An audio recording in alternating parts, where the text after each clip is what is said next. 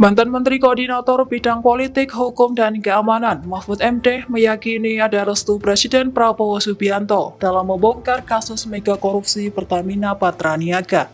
Mahfud menyebut tanpa keputusan politik dari pimpinan negara, kasus sebesar itu tidak akan berjalan. Ia pun mengapresiasi Presiden Prabowo yang memberikan izin kepada Kejaksaan Agung untuk bertindak. Menurutnya Kejagung tidak akan seberani itu tanpa dukungan dari Presiden. Lantas, Mahfud menilai langkah Kejagung dalam mengusut korupsi di PT Pertamina Patraniaga sebagai bukti penegakan hukum yang tegas. Meskipun ada dugaan motif politik, Mahfud menegaskan bahwa hukum tetap ditegakkan. Ex-Menko Polhukam itu mengklaim bahwa Kejagung selalu mendapatkan penilaian terbaik selama diberi kesempatan untuk bertindak. Ia mencatat bahwa kinerja Kejagung terus meningkat sejak tahun 2020. Download Tribun X sekarang, menghadirkan lokal menjadi Indonesia.